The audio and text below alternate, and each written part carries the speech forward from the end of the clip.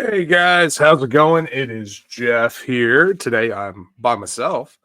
We're going to do a special episode. I know that I have been telling you guys that I'm going to do this for the last couple weeks now, but life gets in the way sometimes, and I've had some really, really crazy things going on here. Just busyness and things happening in all of our personal lives that get in the way of getting other things done sometimes. So I'm glad to actually come and be able to bring this to you guys. Some of it has been marinating for some while, as the last couple weeks since the Delphi trial has ended. There has been a bunch of things that have opened up, right? Now that the gag order is off and everybody is able to talk about the case, everybody is out there talking about the case. So the defense attorneys have all been out there on different podcasts and different media outlets talking about their viewpoint of the case. You've also had the prosecution that's been out there. I don't know that they've done a ton of interviews, the prosecution, but they've certainly been on the murder sheet, and they have gotten a bunch of people on there all talking about everything. Hold on just a second.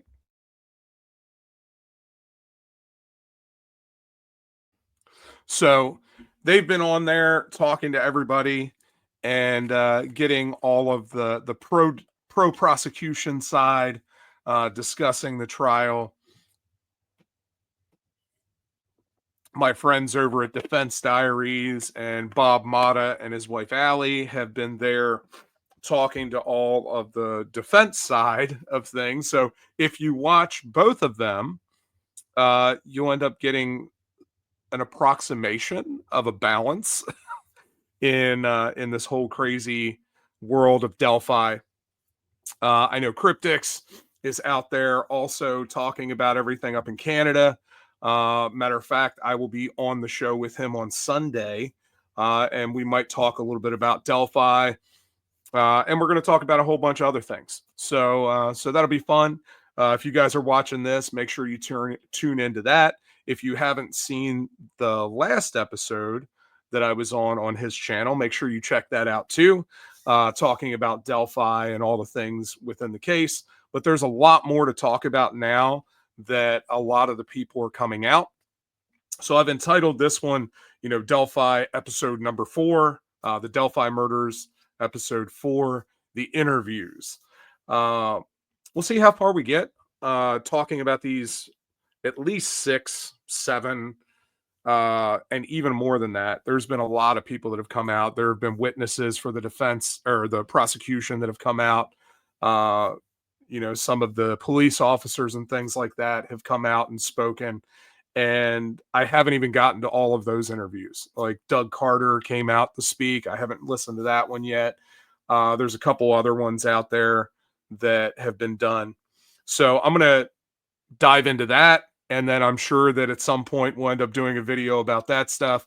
I think the next video will be about the motions to correct error, because that happened about a week ago and the prosecution has just responded to that. So I'll end up diving into that a little bit, but not today. So today I want to focus on all the interviews, specifically with the defense and the prosecution, because they're fascinating. And it is pretty much what you would expect from all of those people coming out.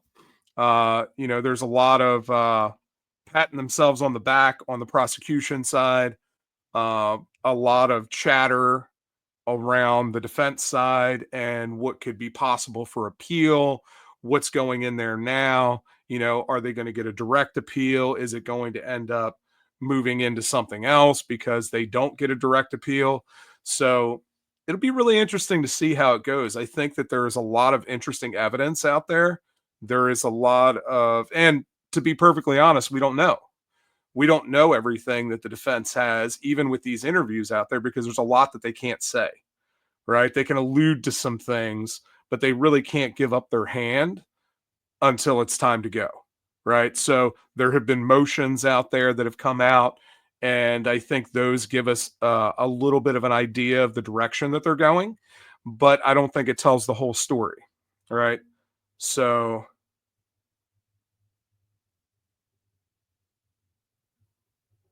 okay. So let's see here.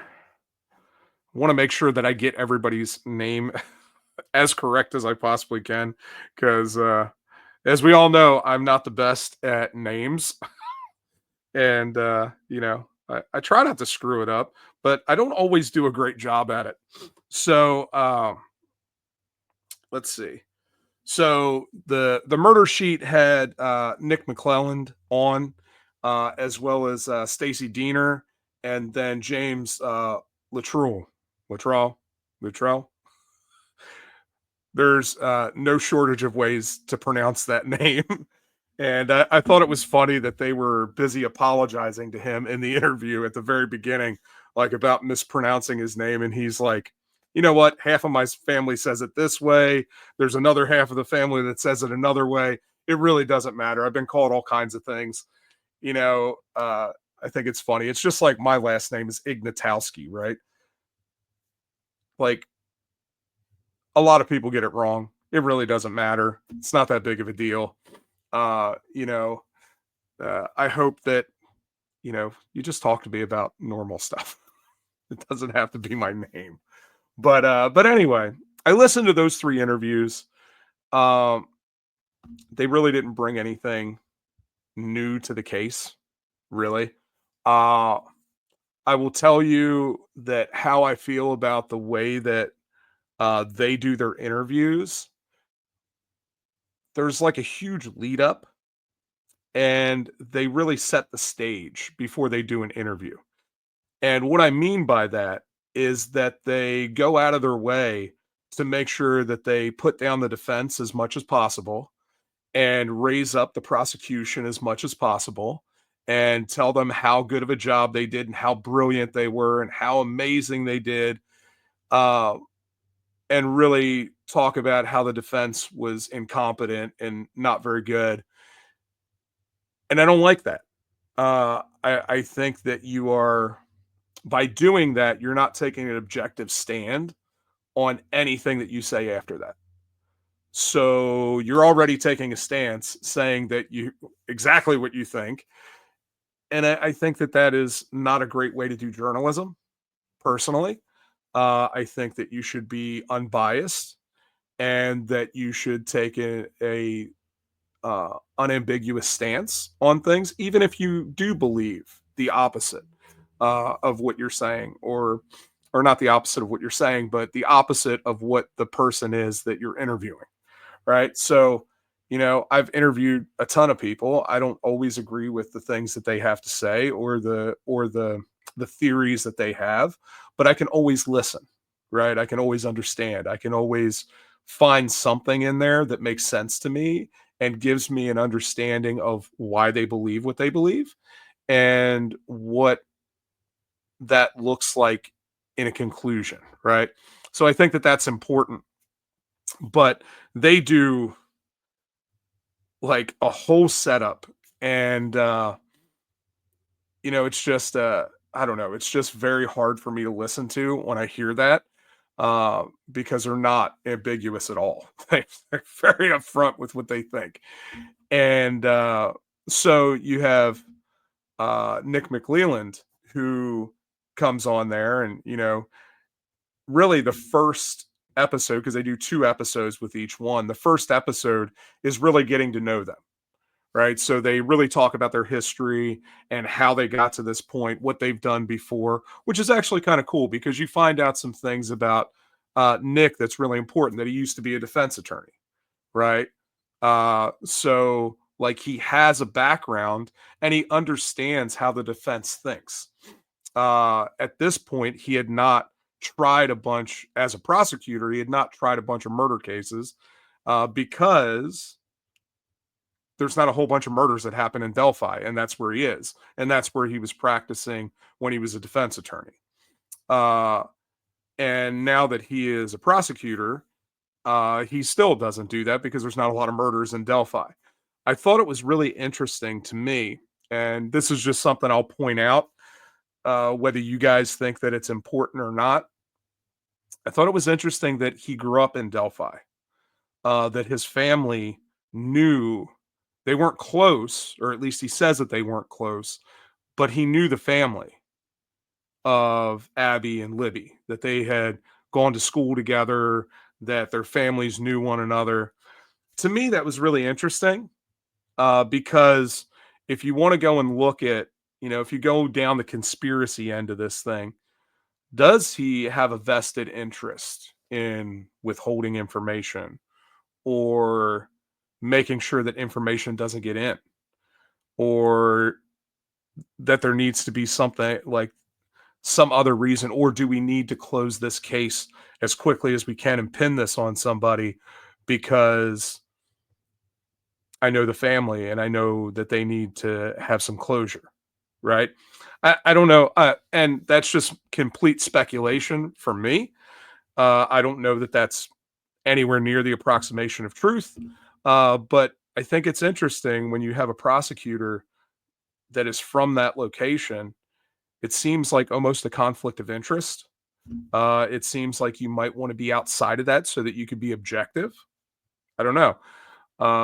Maybe that is common practice. I'm not sure, to be completely honest with you, but it seems like to me that that could be a problem in a case like this, where there is a lot of feelings in there. This is a horrible murder that happened to two very young girls, and this really enrages a community. And this guy is from the community. Now that means too that he is going to make sure that he does his best to close this case and to take care of it.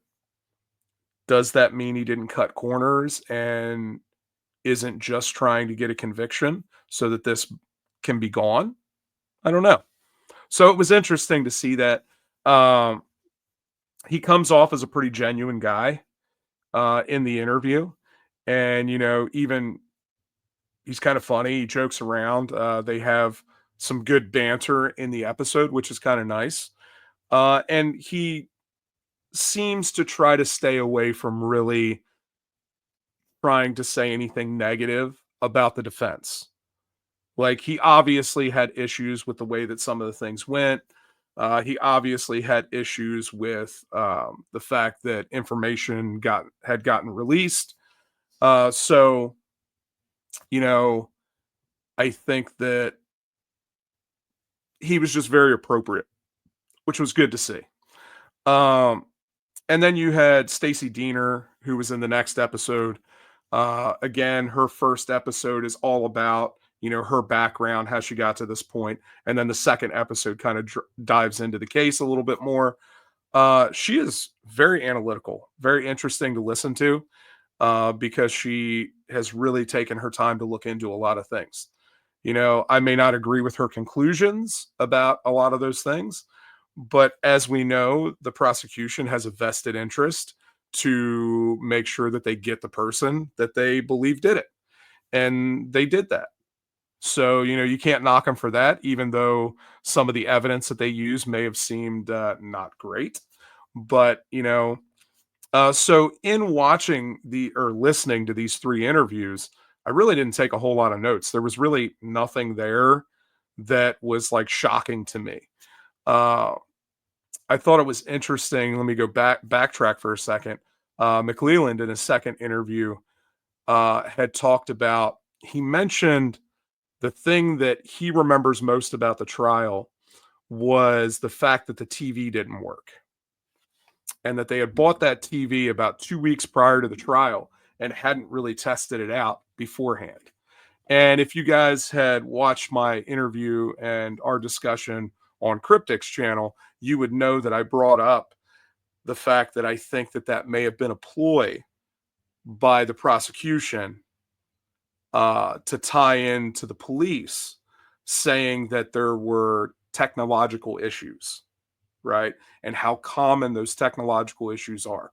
So I thought it was really interesting that McClelland makes a like a point to make sure that he mentioned that that was completely random, which makes me believe that it was not completely random at all.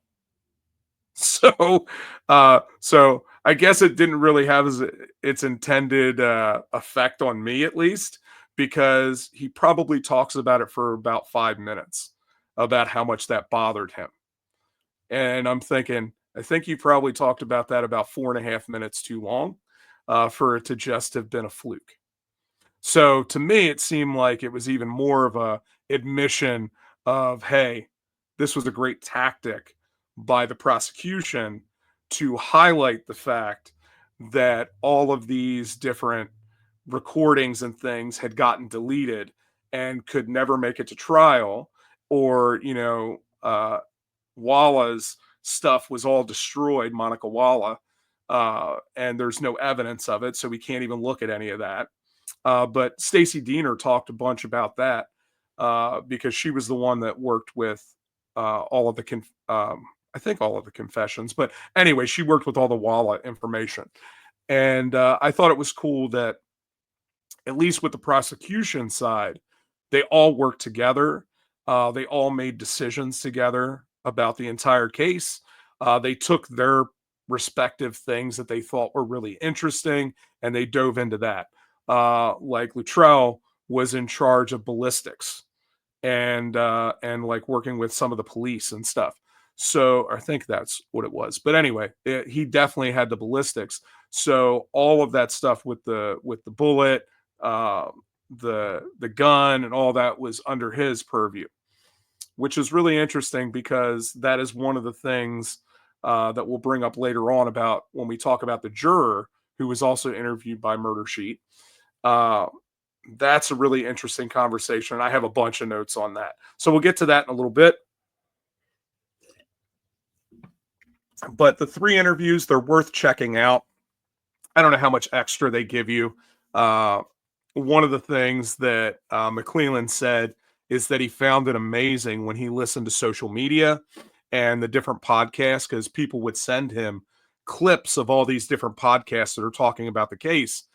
And he said that many of those people were sitting in the courtroom and had completely conflicting viewpoints from what actually happened that day in trial. And we know, especially with looking at this last election, the last 2 elections here in the States, the incredible power of the media and the disinformation that they put out there, which is why podcasts have become a bigger and bigger source for people to get information and to get knowledge, because there is in all of the non-regulation, right? You can get to the truth a little bit easier. There's no vested interest because us as podcasters, like, other than trying to get more subscribers, because we're all trying to do that all the time, uh, it really comes down to, like, I'm here to look at all the evidence and come to my own conclusions, and then we can discuss it, right? Uh, Again, you guys have seen all of my stuff, episodes 1, 2, and 3. You know that I don't necessarily believe that Richard Allen did it. I'm also not saying that he didn't do it, right? I don't know if he did it or not. I don't know if he was involved or not. What I do know is that I don't believe that even if he was involved, that he did it alone. So I have a hard time with the one person theory. So it may have very well been Richard Allen involved in this, and he may have uh, been he may have been implicated in it, but I don't believe he did it alone. And I think that there's a lot of reasonable doubt as to whether he was even the guy at all. And so that's where I have a hard time with this whole thing. I felt like, looking at the whole trial, that there was a ton of reasonable doubt. And when you watch the interviews with McClelland, Diener, and Luttrell, they all say that that he's guilty without the possibility of any doubt. And I don't know how you could do that looking at the evidence. I don't know how you could say that. The things that they mentioned in those interviews seem weak at best, but ultimately it worked, right? And we'll talk a little bit about that later when we talk about the juror, because I think that that is the real litmus test of what worked and what didn't work, right? What do the jurors have to say? Now, as far as I know, there's only been one juror that has come out and had any public record. Uh, I would like to see two or three, maybe all of them come out and give their thoughts, but I think a lot of them are just like, I don't want to have anything to do with this anymore. I'd like to forget about this part of my life because it was a long, very in depth trial. So, all right, let's move on to some of the stuff with the defense, because this is really where it gets kind of juicy. Uh, because they still have things that are going to come out in these motions to correct error, as well as appeals and things like that. So, the first interview that was done with Defense Diaries was Jennifer Auger. She was the very first one. Uh, Really interesting. A bunch of things came up about this, and that I thought were fascinating. One of the things that she talked about is that Richard Allen, the only time he was not recorded when he was at Westville was when he was with Monica Walla, which is really weird, right?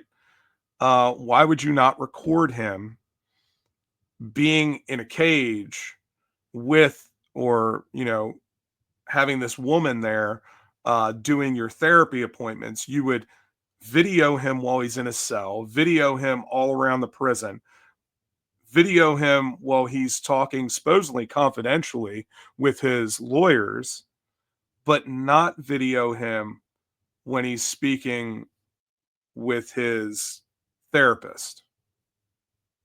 It seems strange, right? Uh, and then to know that all of her notes were shredded. We also find out, Brad Rosie talks about it a bunch in his interview, that Monica Walla really knew a lot more about this case than they even did at the time.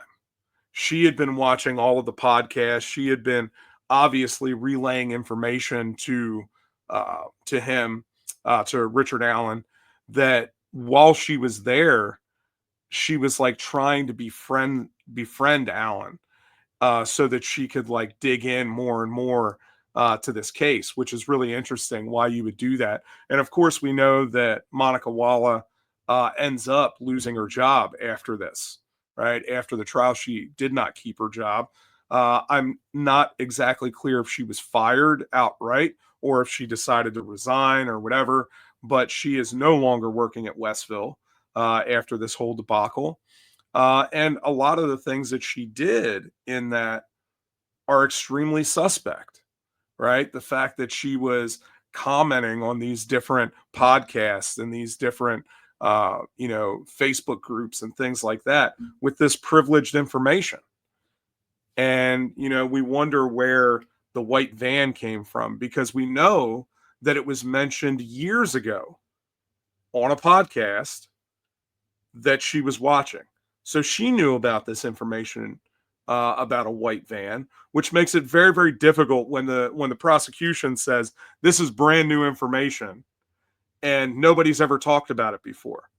Well, that's a load of shit, because it was talked about years ago in conjunction with this trial that there was a van, right? So it seems really, really crazy.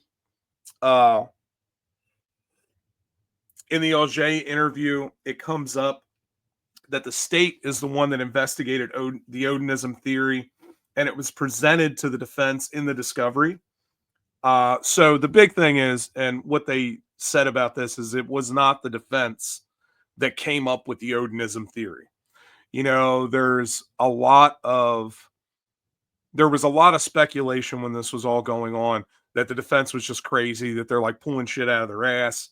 Well, it was the prosecution that did all the initial legwork into this.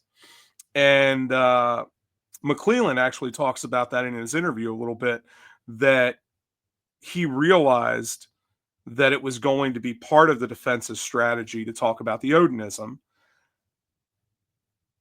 but he didn't think it was going to be a main part of their strategy because they had already done all the investigation and determined that it was ridiculous.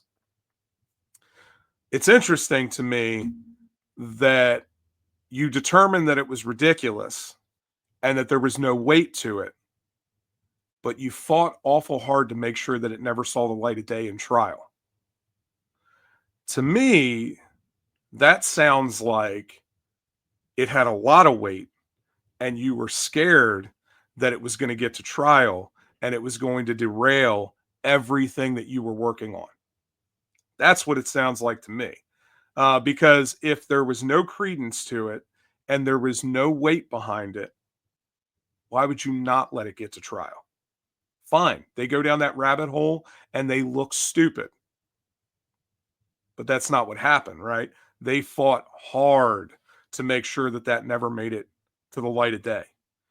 And ultimately it worked because without that, there's no reasonable doubt on Richard Allen, right? There's nobody else to point the finger at because not only did they not allow the Odinism stuff, they allowed no third party culprits.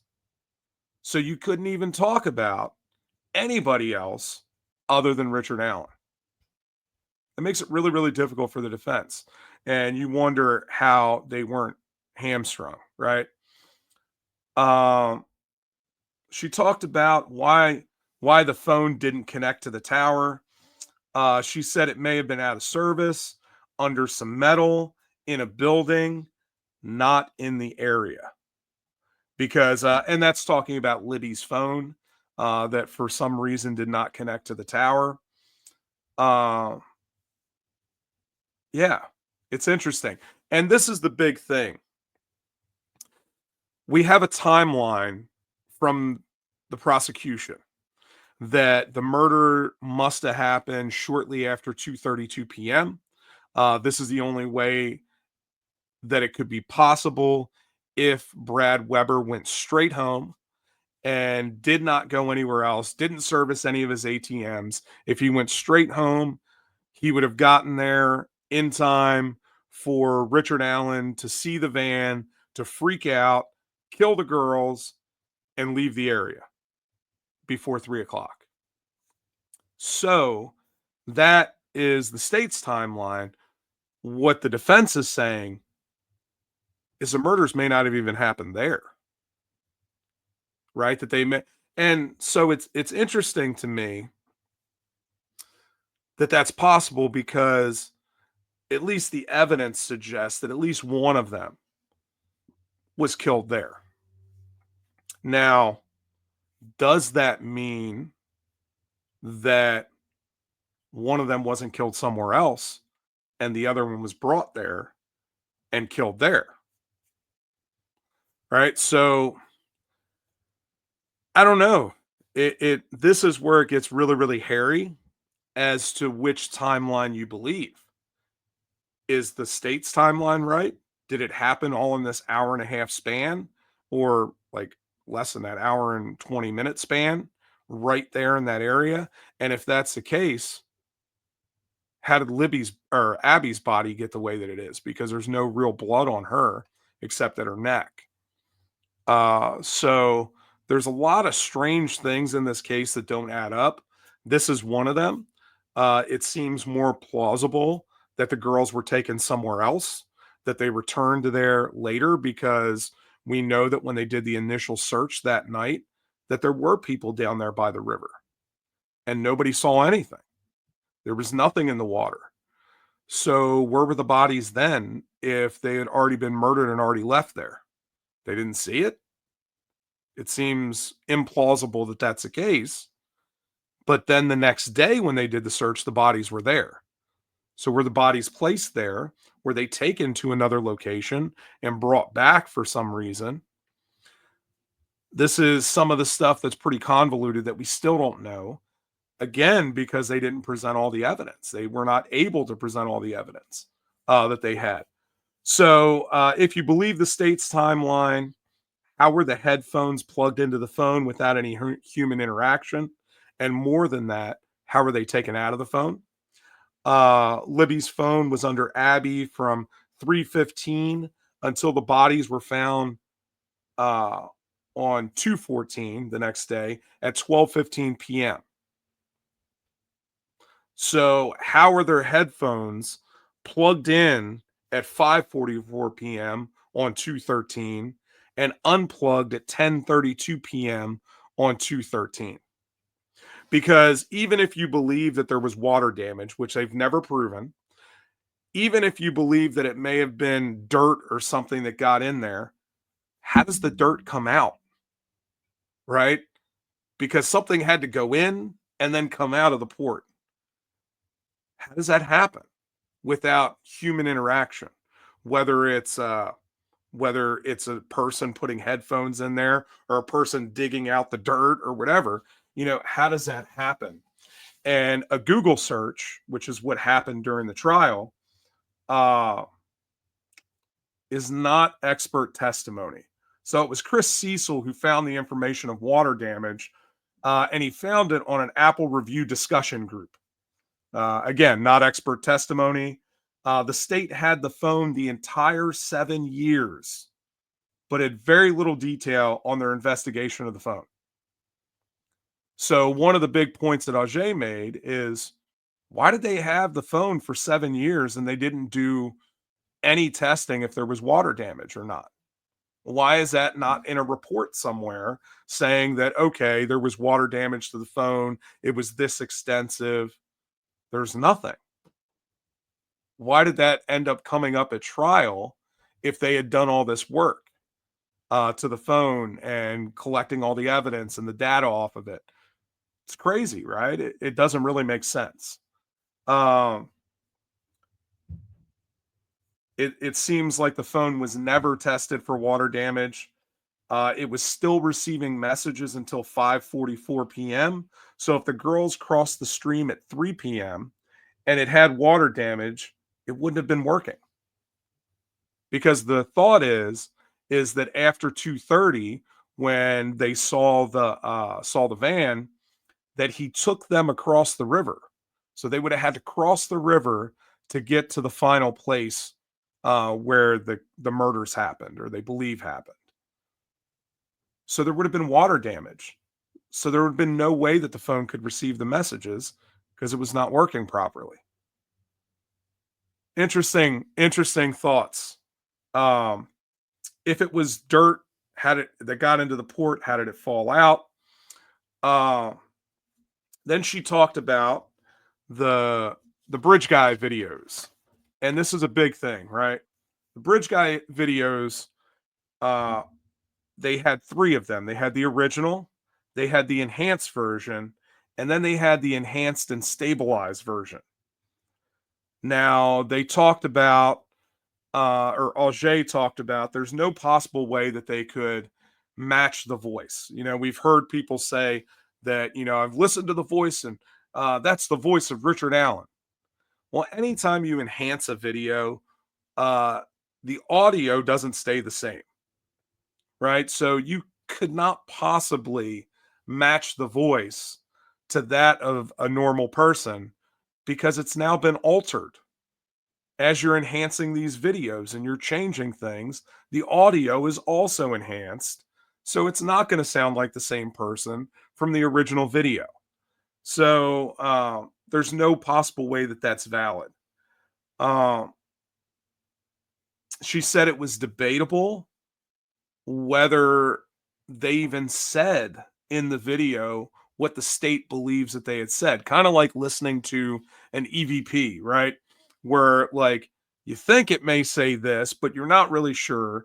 But if somebody tells you that it says, potato salad, all of a sudden, all you can hear is potato salad, right? So when it says down the hill, girls, is that what it really says? We've all heard it, but that's with people telling us that's what it said. And then there were other things that were said on that video too. The girls had made a comment, or I think apparently on that video, Abby makes a comment about, hey, don't leave me down here. So, that's believed that that's why Libby stayed and didn't run off. So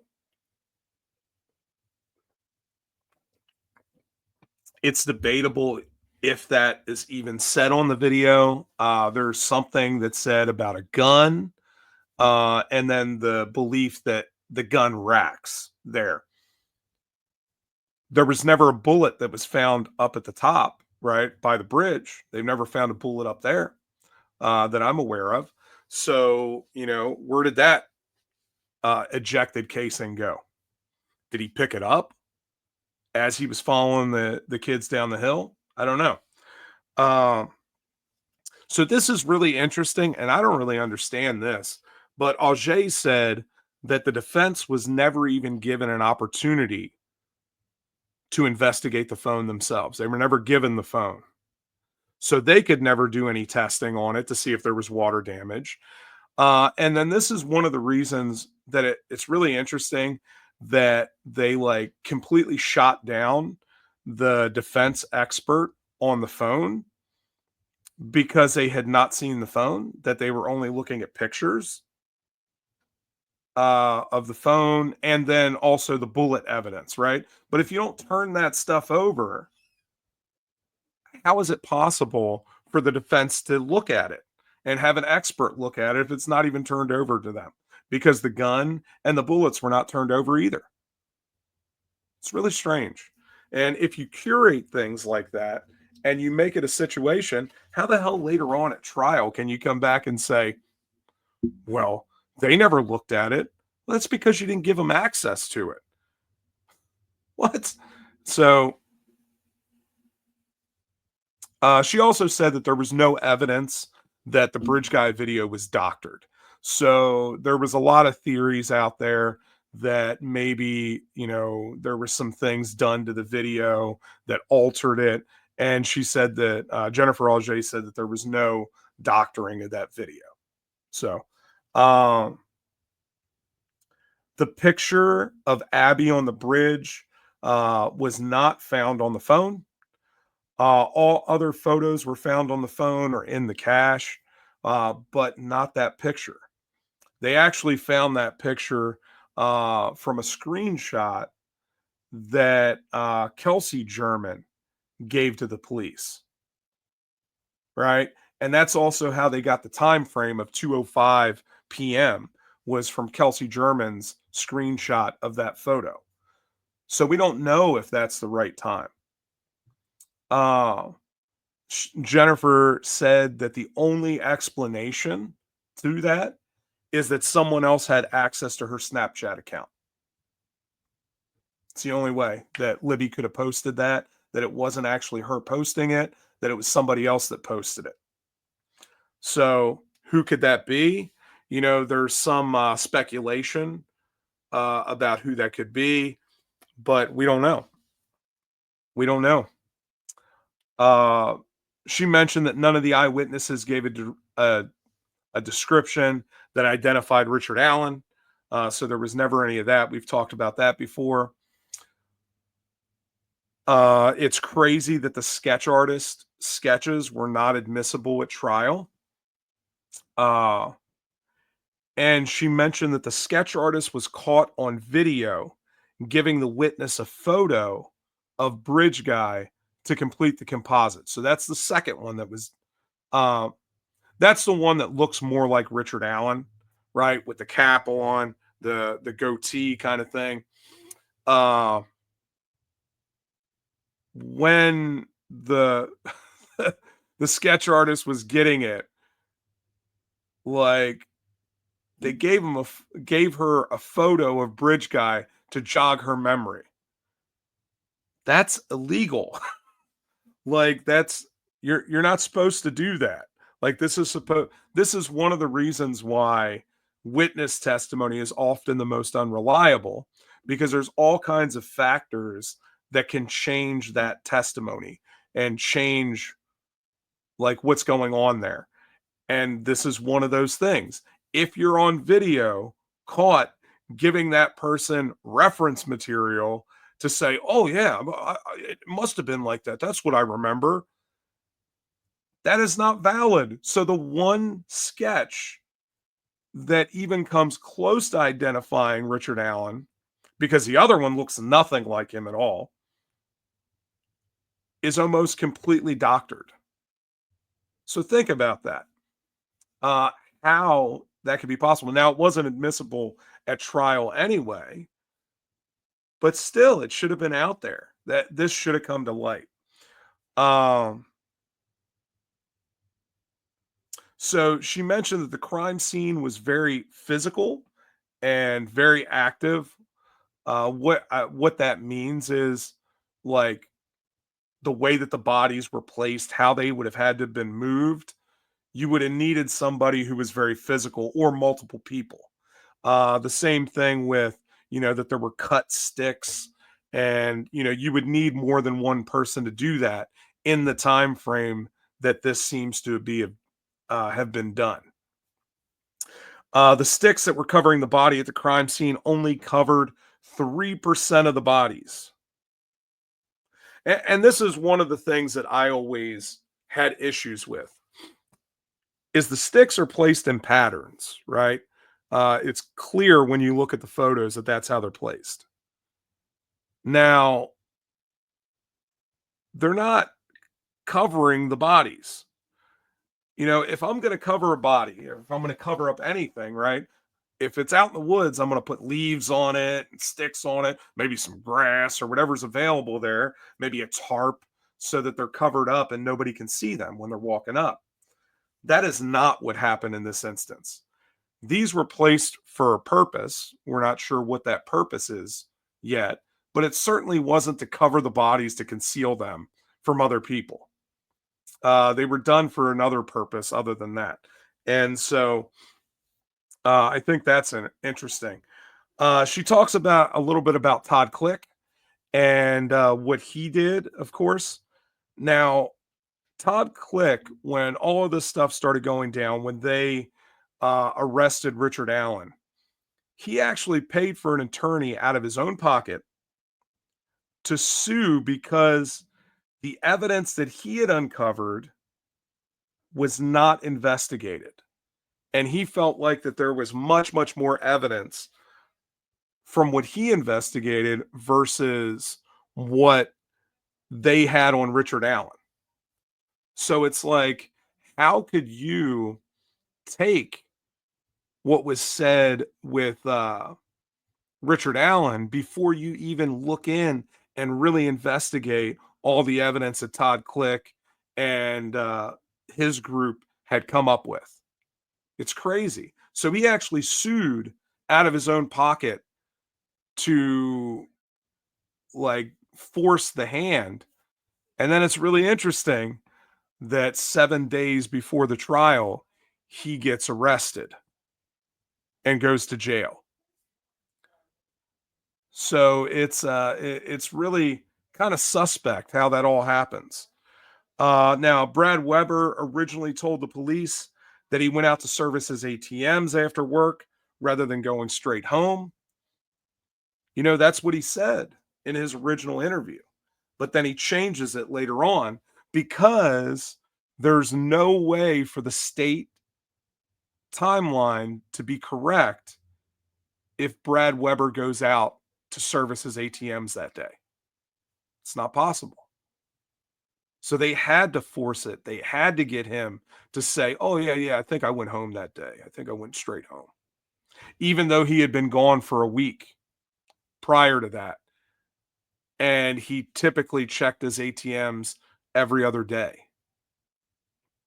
So, of course, he would have went after being gone for a week to go and check them and make sure that they had money, or make sure that the deposit was taken out. So, just crazy to think that uh, all of that changed during that time. So, she also said that the state shouldn't be afraid of an appeal, especially if you're sure that the conviction will stand. Uh, so, that was one of the last things that she said in that interview. Then you move on to Andy Baldwin, and I thought Andy was really, really fascinating. He is a really interesting guy. Uh, Not what I would think of when I think of a typical defense attorney. So In his interview, it comes out that the bodies were not there on the 13th. That is a big point that he makes. When the search was done, on the Down the Hill podcast, Daryl Starrett was interviewed. He was the one that searched the banks of the river until early on the 14th. So overnight into the morning, early in the morning on the 14th.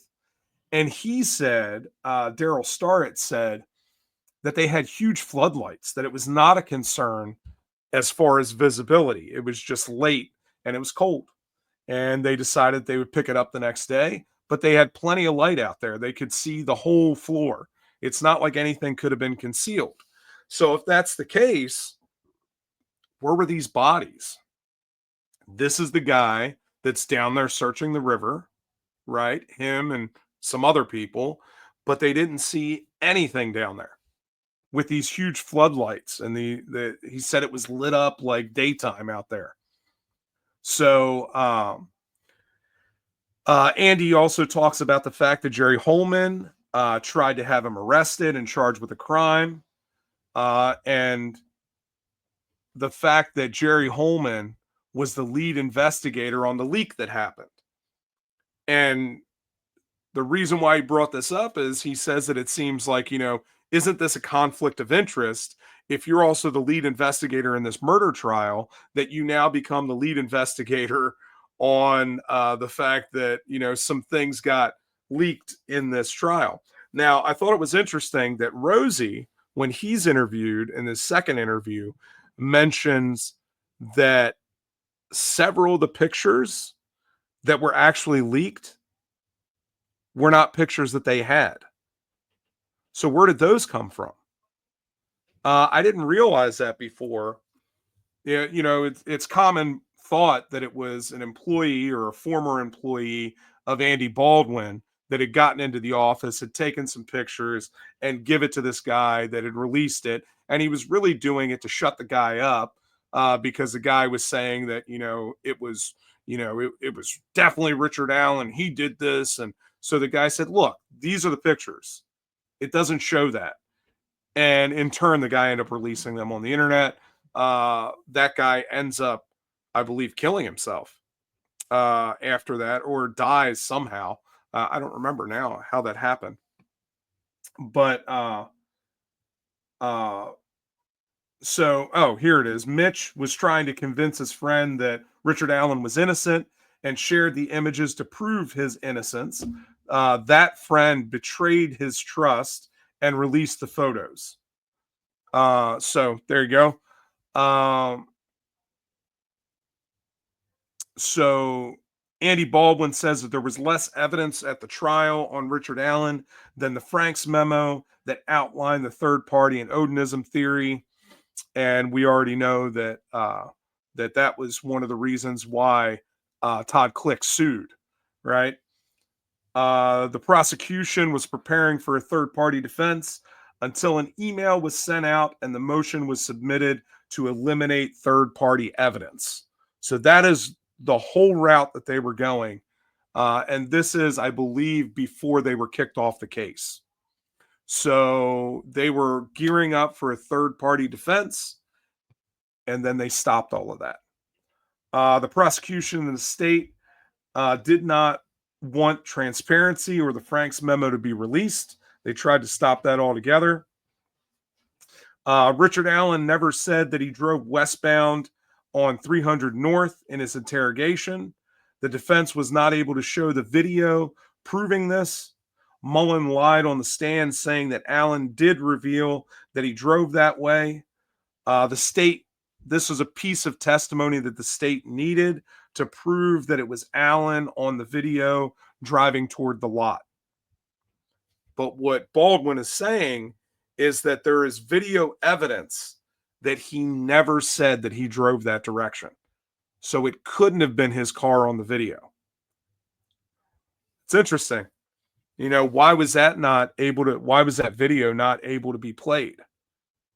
There's a lot of things like this where critical pieces of evidence that would cast a shadow of a doubt on Richard Allen that were not allowed during the trial. That to me is concerning. Walla reported that Richard Allen wanted to plea out and apologize to the family. Baldwin says that Allen never wanted to plead guilty to this crime. This was leaked by someone. It ended up being a podcast, I believe. Allen never told his attorneys that he was guilty and wanted to plead. So that was completely false. That did get out, and everybody was like, oh my God. Everybody's in an uproar. Like, why are they stopping him from saying that he's guilty and apologizing to the families? That's not right. So there were podcasters that contacted Allen to get info, but Baldwin did not believe that those questions were meant to be malicious or influence the case, stating that Allen's wife was planning on leaving him. So they did contact him. They were saying things to him, but Baldwin did not want to say that they had done anything wrong. Turco was the Purdue professor that discussed the Odinism theory. The state seemed to try and hide the professor from the defense so that they couldn't interview him.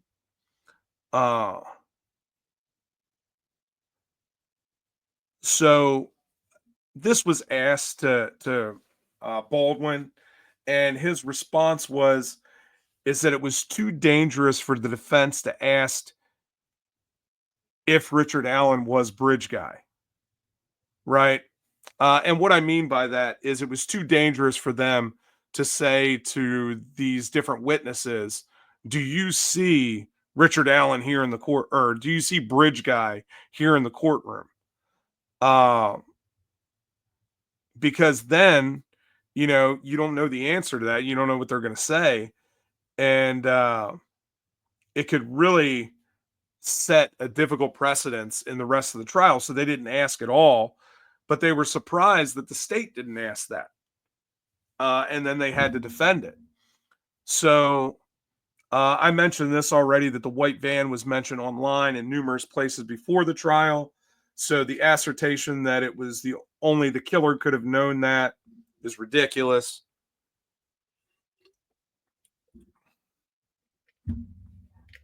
And then they talked about this, why the defense was unable to present their evidence about the sticks placed on the bodies, but the state was able to present evidence that they believed that they were just coverings. Like, if you're going to let one side present their idea of what's happening, why isn't that both sides get to present that? So these are all things that we may see if there's a new trial, if there actually ends up being an appeal. Maybe some of this stuff will come out. Let's see. Now, Brad Rosie, he did his interview. He had one short one. They actually did it in two parts with the defense diaries, and then something happened, or he had to go to a game or something. And so they did it like a couple weeks later. They did part two. I've listened to both of them. And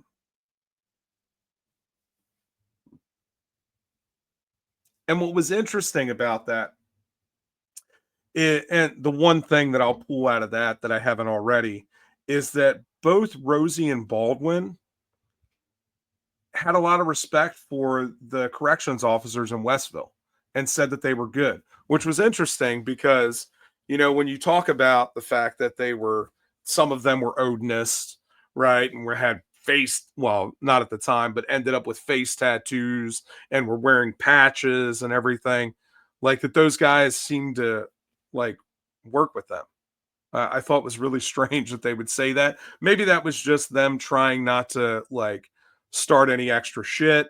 But there were obviously some issues with some of these corrections officers, specifically two of them that were definitely Odinists. The Rosie interview was interesting, but it was I found him to be very good and not at all what the juror said about him, which was really interesting to me. But of course, I also wasn't in the courtroom, so I don't know how he came off at trial. I know how he came off in an interview, and I thought the interview was really good. Uh,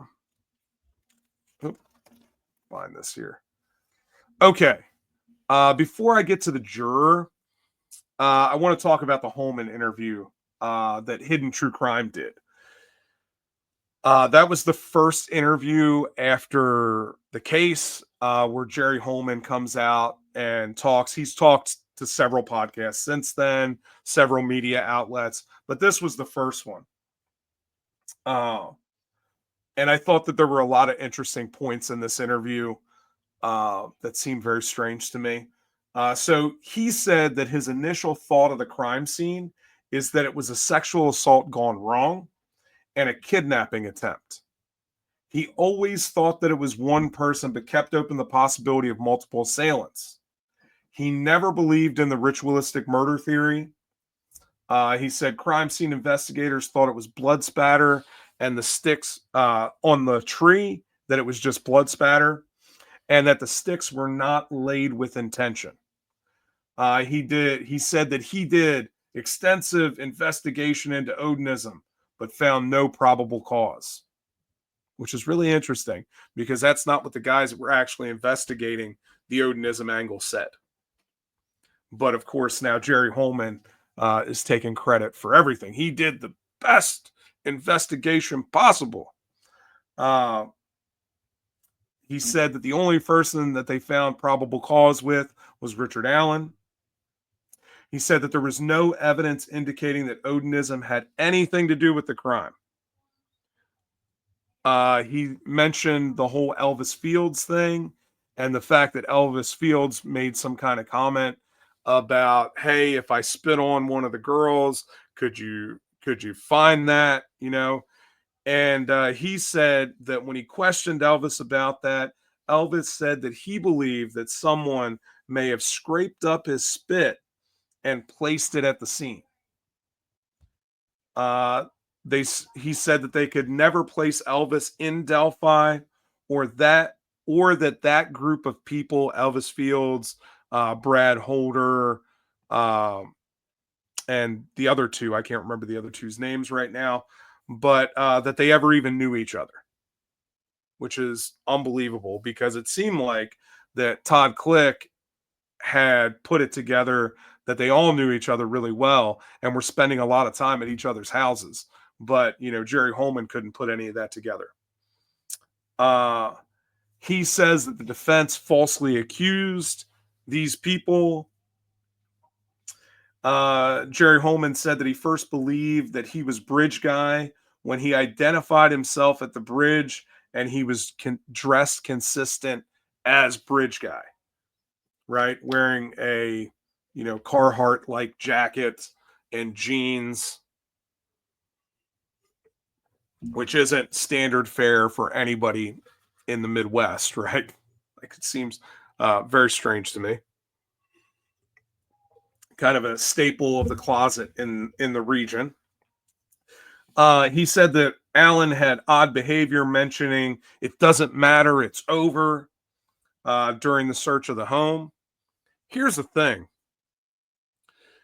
I've been in that place before where you are just so beat down and you realize that it doesn't matter what you do or what you say, it's over, right? You're going to get brought up on this and that's it. So I've been there before and I've, it's not a good thing to say, but it happens where you're just like, fuck it. It doesn't matter. You're going to say what you're going to say. You're going to bring this and I got to do what I can do to beat it. And that's it. It's just over.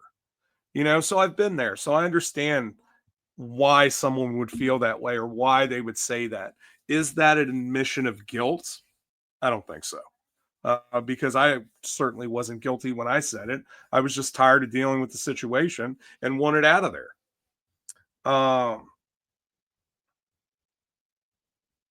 He said the round that they found matched the gun that and he said that it matched Allen's gun, and Allen could not explain that.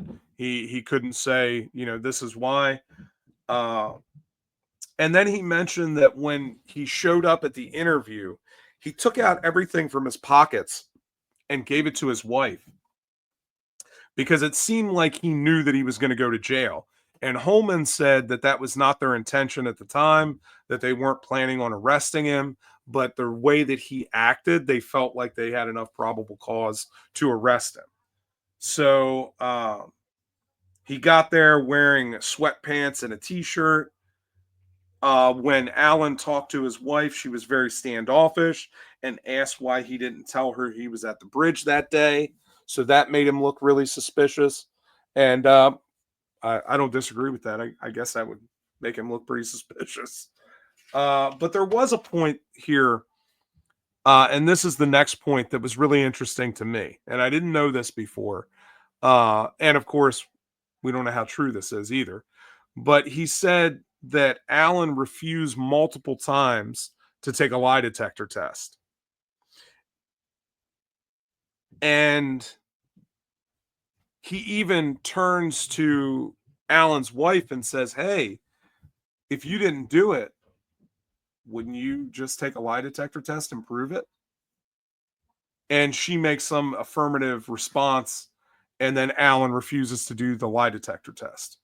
So, like, that was interesting to me. Like, why wouldn't you just go and do it? So, I got to tell you, that would probably push me in that direction too. That this guy, maybe he has done it. Maybe that's why. But at the same time, you already have this distrust for these people because they're trying to get whatever they can to prove that you've done it. Who's to say if you take this lie detector test that they're not going to doctor that and say that you were guilty anyway?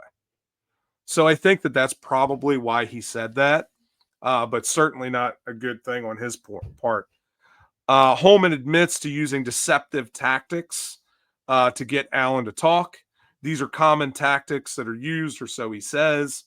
And, telling him that, like, we've already got your DNA at the location. We already know that you were there. The phone data says this, which was none of that was true. Uh, Holman says that he feels that Alan manipulated his wife, family, and others to get what he wanted in prison, as well as using religion to manipulate people. He talks about the missing recordings. He says that technology is great when it works. And this is what I was talking about before. I think it was interesting that during the trial, they had a bunch of technical issues, almost as to prove that these technical issues can happen and do happen all the time. Holman says that nothing was intentional. All investigations have multiple technical difficulties. He mentioned that he didn't read him his Miranda rights because he was not under arrest, but he did let him know it wasn't under these. I don't know what that means now. I don't know. I wrote these notes and I don't remember. But it says, but he wasn't under arrest, but he did let him know uh, he wasn't under arrest, I guess. And none of that was caught on tape, which is interesting. He says Mullen did not intentionally tape over the interviews. These are the interviews with Brad Holder and Elvis Fields. And he says that somebody left the switch on and it happened to rewrite over the interviews because there's apparently a switch on this device and it just rewrote over them. So the videos that showed Alan getting angry showed that he was capable of changing in an instant to kill. Uh, he says he talks about this in detail too, that Odinism had no nexus. So since they couldn't prove it, it was not allowed. That's why the Odinism didn't make it in because they couldn't prove the nexus. Now, what his belief of the murders is that Abby and Libby went to the trail, possibly met someone, or they were there just to enjoy the day. Alan laid in wait, stalked them, kidnapped them by telling them to go down the hill at gunpoint, that Alan was going to sexually assault them, but saw the van or heard it, and instead took them across the creek to kill them. Uh, the overkill with Libby was because she was stronger and fought him. His belief was the defense wanted to try the case in the media and that the Franks was an attempt to get it out to become a conspiracy theory. He believes it was unethical and was a lie towards the investigators. And Holman takes exception to this. He is really upset still with the defense. Um, he says that the defense was leaking things to social media because they were so one sided. He believes that the defense released the photos intentionally to taint the jury pool.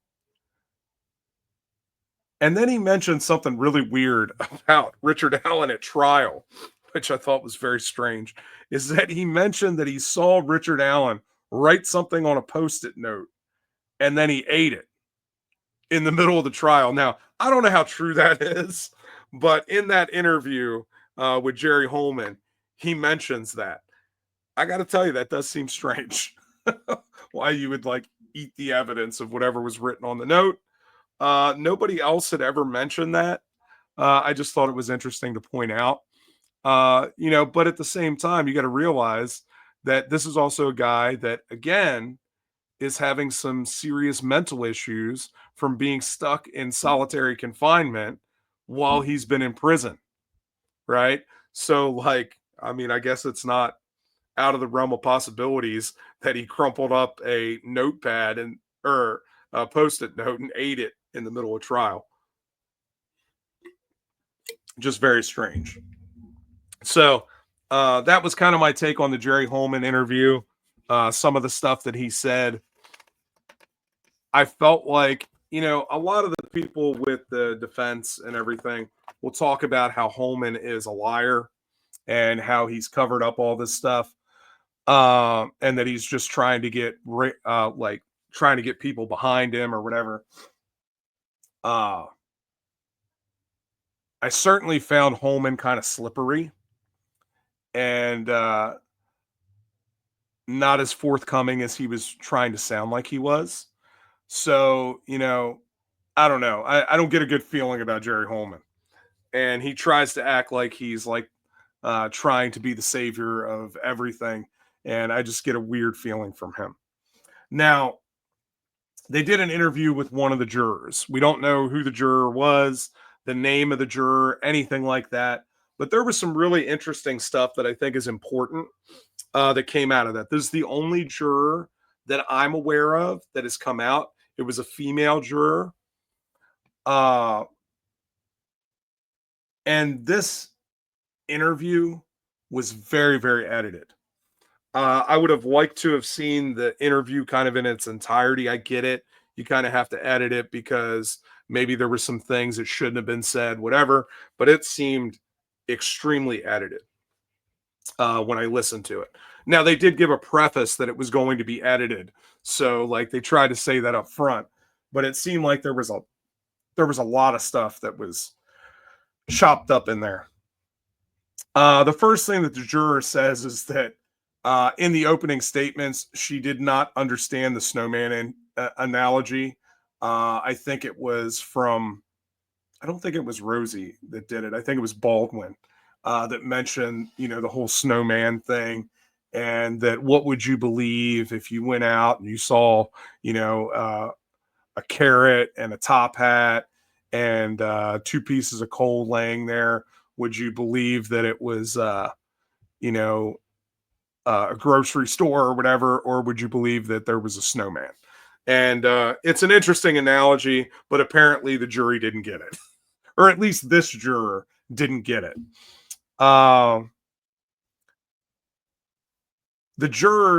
This juror did not like the mannerisms of the defense, and specifically Brad Rosie. And this is what I thought was really interesting because apparently the jury really did not like Rosie at all. They really loved, I can't think of her, Stacy Diener. They loved her outfits every day, and they talked a bunch about that of how like fashionable she was. Now, why that has any bearing on a trial of this sort is beyond me, but I guess people always look at the outward appearance, so it's just kind of the way that things are. But yeah, they didn't like their mannerisms. They didn't like Stephanie Auger, that she was very forceful. They said that they kind of liked Baldwin, so Baldwin got the best out of it. Uh, the juror talked about the fact that they felt like that Alan would stare at them for long periods of time, waiting for them to look away, and that he made them feel very uncomfortable. This also came up in the Rosie interview, and Rosie seemed like he didn't recognize that at all, that it wasn't a thing, that he didn't believe that that was the case. But ultimately, that's what the juror said. And again, this is only one juror's experience. Another juror could have a very different experience. Uh, she said that they didn't know the media attention, but one time they started driving really fast because someone was trying to take pictures into the van. Uh, and then when they finally pulled over, uh, or when they pulled her over, the person that was trying to take pictures, they took her phone to Judge Gall. They end up not finding anything and releasing this person, but it was a really scary thing that they were driving to the trial and all this stuff happens. And I think she said that that's when they knew that maybe this was a much, much bigger deal than they thought. She said all the jurors were smart and they got along really well. And they all believed that Judge Gall was amazing and very, very smart. Uh, this is another time where I think it's shitty and terrible. Maybe I'll feel differently like when I have a million subscribers and, you know, 3 million people viewing all of my stuff. Maybe I'll feel differently about this. But this juror believed that the murder sheet did a great job with coverage, that they were just right on 110%, so great. And I thought, maybe you just say that when you're on their podcast or something. I don't know. Because I think that they are very biased and out to lunch on some things. But you know, that's my own personal opinion. I don't have to agree with them. But it was really interesting that this juror felt the need to like praise them at every turn. It's just really interesting to me. Uh, the juror thought that McClellan did a great job and was very professional and prepared. They said that Stacy Diener was well liked by this juror specifically. Again, thought she had the best outfits. Latrobe was the technical guy, and she wasn't a huge fan of him. She thought he was boring. So, you know, on the defense side, they liked Baldwin, said that he was approachable and not as intimidating, that he did a good job. Uh, they said that Auger did a really good job, and this juror liked Auger. So let me retract what I said before. But they thought that Rosie was intimidating and seemed to have an ego problem. He dumbed things down for the jury, and that his questioning was hard to follow. So that was a really, really difficult thing, especially for this juror. Um, you know, I guess that's the whole thing. And when you watch the movie Philadelphia, right, and you have Denzel Washington say, you know, just explain this to me like I'm a 4-year-old, right? And I think that that's what the jury felt like Brad Rosie was trying to do, talk to them like they were 4-year-olds. And that never comes across really good ever. So they felt like that was a problem. The jurors didn't know about Odinism. They had no idea, and any of the things that were kept out of the trial. So until after the trial, when they were able to look at this stuff, they had no idea about any of that. This juror felt like the defense dropped the ball on a bunch of things and were not prepared. They thought that the defense did not seem professional, and that was mostly about Brad Rosie, that he was not professional. So that's interesting because when I listened to him, he seemed very professional to me. But, you know, again, I was not there in the courtroom. I don't know how that came across. Um, And I think that this is really the hard thing because the jury has no idea that there is all of this information that's being withheld from the trial. So the jury is only seeing what the jury is given. And so when there are these hiccups in the trial, because they want to talk about the third party stuff, they want to talk about this, they want to talk about that, and they're not able, and they're having to bobble around because they are trying to, give as much evidence as they can without breaking the guidelines that have been set. It looks like they're unprepared, but the truth is that it is the hamstringing of Judge Gall and of the state that doesn't allow them to seem as prepared, because now they can't talk about the things that they wanted to talk about. So it's like a catch-22, but this is from the jury's perspective, right? The jury's questions and responses from the prosecution. Uh,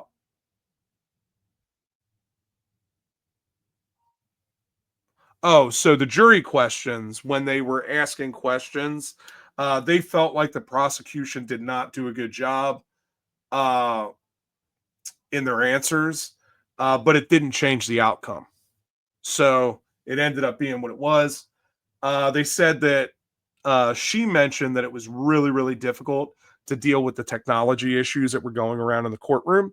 So again, like I said, if that was a plan to get them to realize that there are a lot of technological issues within all of this, it worked, because the jury was pissed that they had to wait because the TV wasn't working, or this video wouldn't play, or there was no audio for this, right? So if that was the plan from the beginning, it definitely helped.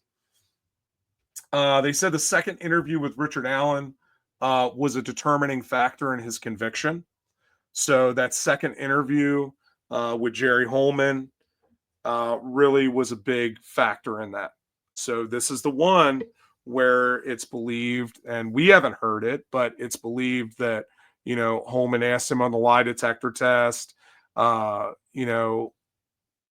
he's really upset about the fact that they're trying to pin this on him, which is interesting because he also doesn't say that he did anything. He doesn't admit anything during that interview. Uh, she said that the camcorder videos were not as bad as expected. Uh, and this juror said that she believed that Westville was a horrible prison and a horrible place to be.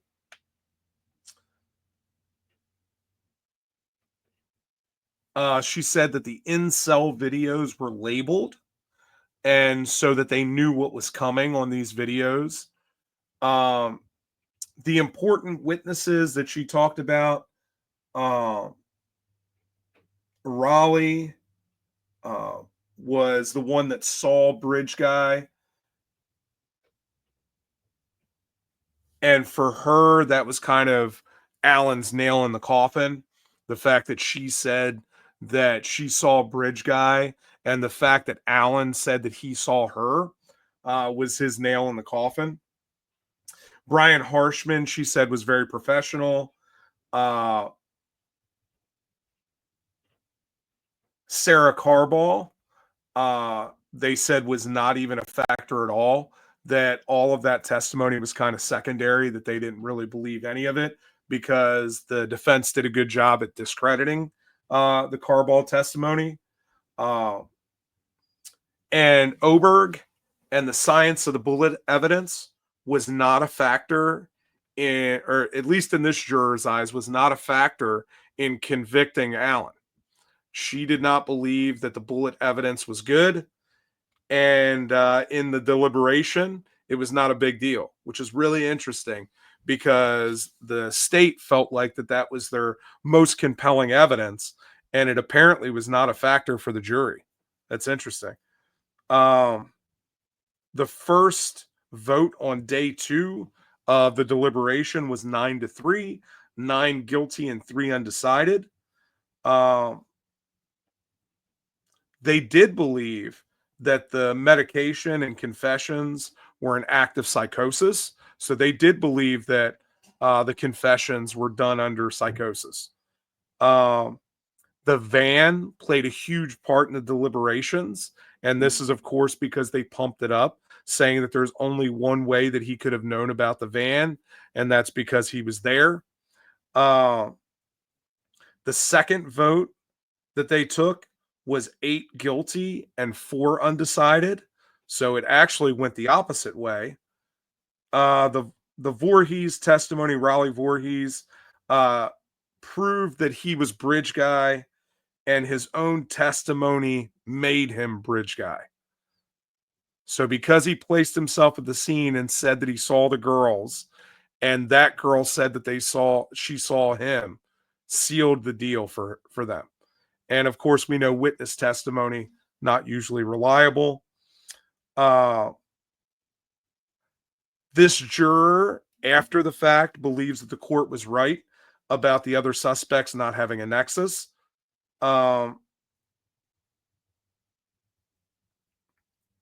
So it was interesting. One of the last things that she said is that there was lots of trial coverage, inaccuracies, and most people weren't even there. So you don't know if you weren't there. So, yeah. So interesting stuff. Let's see. I think I got one more interview here. This was the guy, Pat Cicero, who did the blood evidence and did a lot of crime scene stuff. Oh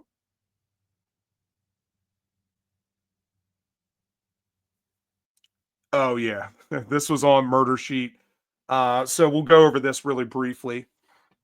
But with Pat Cicero, Murder Sheet prefaces the whole interview, because they do this with every interview that they do, that the defense did nothing to combat his testimony, which is not true at all. But they got to make you believe that, because this is what they find the most compelling, right? Their evidence was that the third party theory was that there was a third party, and that wasn't admissible in court. So they did nothing else to combat this. Now, Cicero is the one that believes that the branches were used to conceal the bodies, which is just ridiculous. He believes that Libby was moved because of the blood pooling at the base of the tree. So believe that she was killed at the tree and then moved to her final resting place because of the blood pooling there. He says that there were multiple layers of leaves, but no obvious drag marks, which means that the bodies had to have been carried. They weren't drug across the ground, which makes it difficult as one person to throw a kid over your shoulder, especially one of them being almost the same weight as you, and carry them to another spot. So I don't know. He does believe that one person could have done this, but also believes that it might have been multiple. He recreated the blood spatter on the tree as he said it was transfer, and he tried to recreate it. He says it was not exact and not the same size.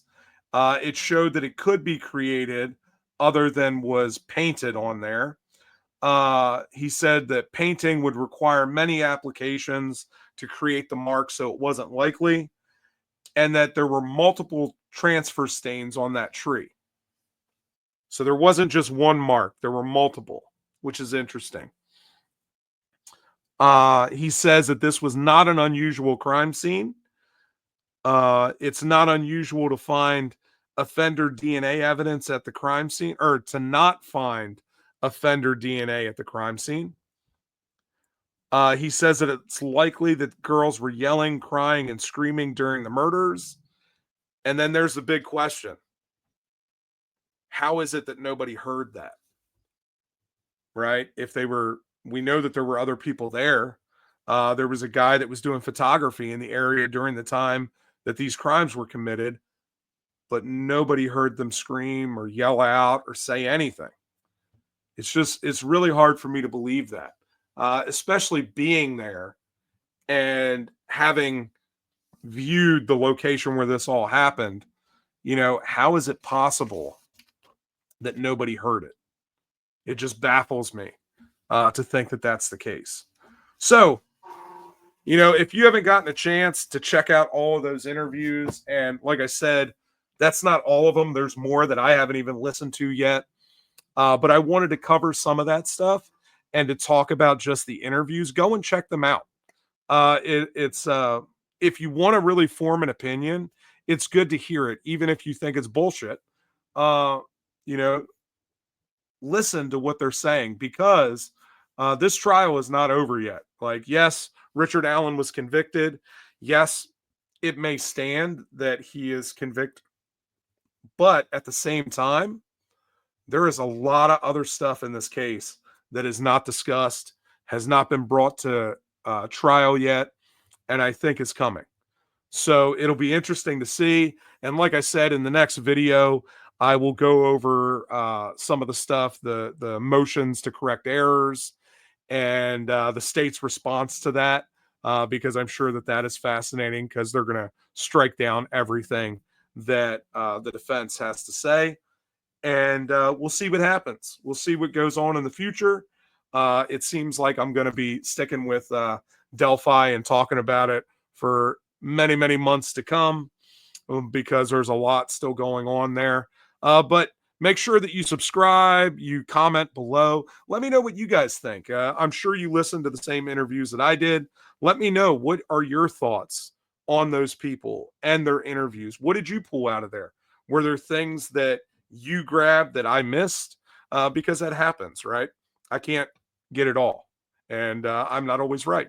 So maybe I wrote something down that was incorrect. Let me know, because I'm fascinated to know what you guys think. But make sure you subscribe, like it, share it. Make sure that you get this stuff out here. It's fascinating. There is so much more going on. And comment below with your theories. What do you think? Where do you think that the defense goes from here? Do you think it should just be all over and done with now that Richard Allen is convicted? I don't know. You let me know. You know what I just realized? I'm not listening to anybody else. Why the hell was I wearing these headphones this whole time? I don't know why. Because they're heavy and they're hot. But anyway, thank you guys for tuning in. Make sure that you do all the things. Click the little alarm button so you're notified when a new episode drops. And I will talk to you all soon. Pay attention, because there's still a lot more coming. I'll talk to you guys soon.